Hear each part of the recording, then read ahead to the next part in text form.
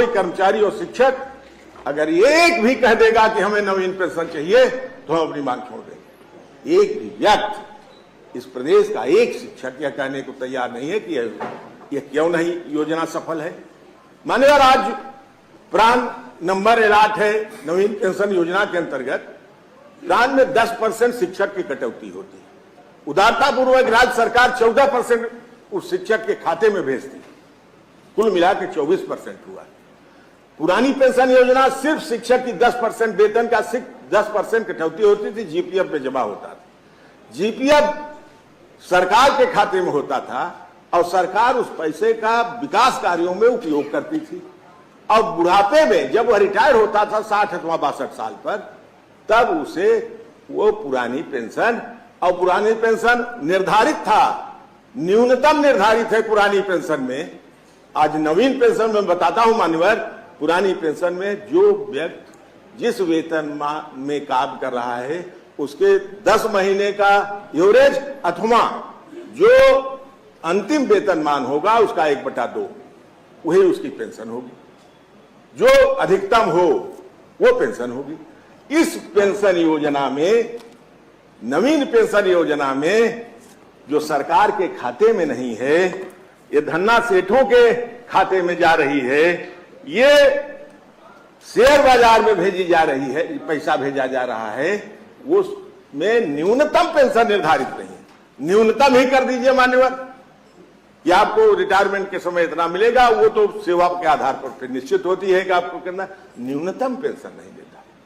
आज रिटायर हो रहे हैं 3 व्यक्तियों को तो मैं पर्सनली जानता हूं, झांसी का केस जानता हूं, अलीगढ़ का जानता हूं। रिटायरमेंट के बाद वो पा रहे थे 82,000 रुपया वेतन अंतिम माह। अब पेंशन कितना मिली? 1,000 रुपये। ये एनपीएस की दशा है। 82,000 काम करने वाला व्यक्ति अपने जीवन में जिस स्थिति में जी रहा था, क्या बुढ़ापे में 1,000 रुपये चाय पीने भर के लिए उसके पैसा हो जाएगा? भोजन का पैसा आएगा उसके पास? कहां से उसके? और इसका जो पैसा जमा होता है जीपीएफ में, रिटायर होने के बाद हर साल का ब्याज लग के उसे वापस होता था जीपीएफ का पैसा।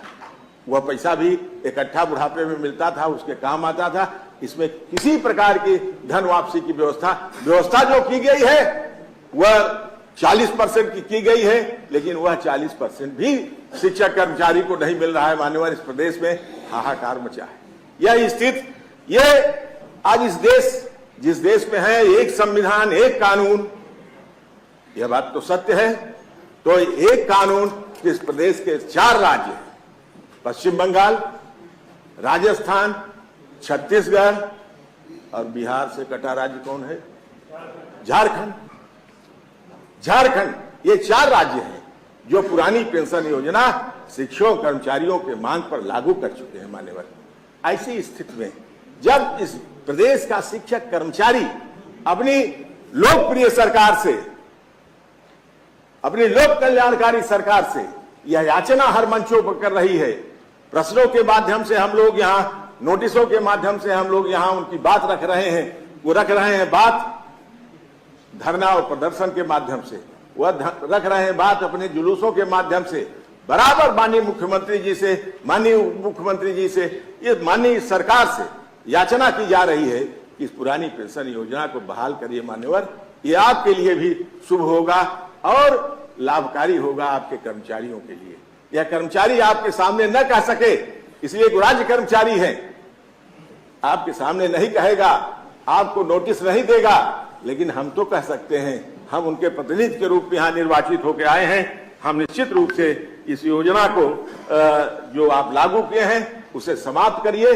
और मेरा एक तर्क ये है कि अगर आप 10% हमारे वेतन से कट रहा है, 14% आप दे रहे हैं, यही 24% आप अपने कोष में जमा करिए, उसी के ब्याज से आप पेंशन दे देंगे। कहीं से पैसा ढूंढने की आवश्यकता पेंशन के लिए नहीं होगी।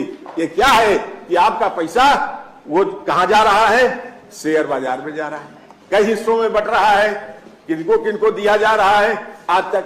और सबसे बड़ा दुर्भाग्य मानवर, जो कटौती हो रही है इस प्रदेश के 75 जिलों में, मैं केवल शिक्षक की बात करता हूं, अब उनकी जानता हूं, इसलिए बात नहीं करता हूं, कोई किसी जनपद के जिला विद्यालय निरीक्षक यह बता दें या सरकार यह बता दे कि उनका पैसा उनके प्राण नंबर में खाते में शो कर रहा है, नहीं शो कर रहा है।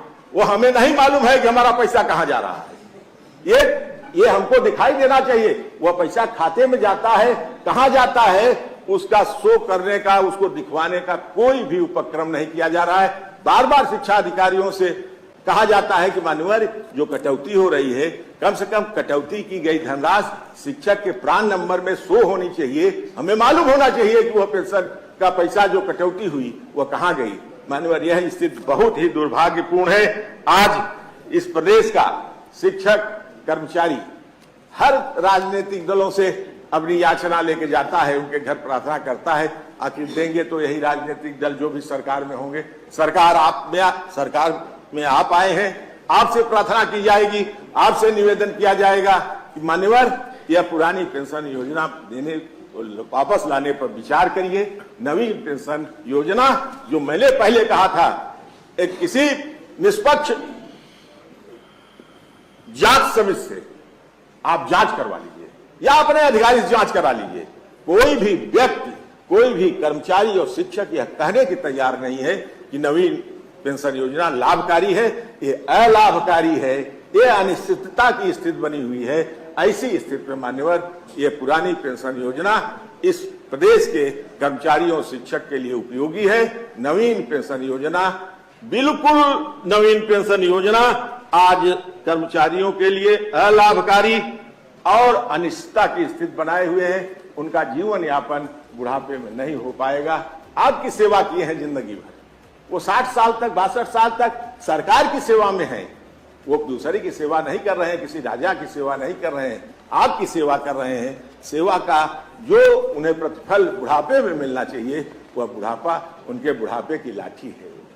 बुढ़ापा में लाठी चाहिए, स्टिक चाहिए चलने के लिए, वही लाठी है।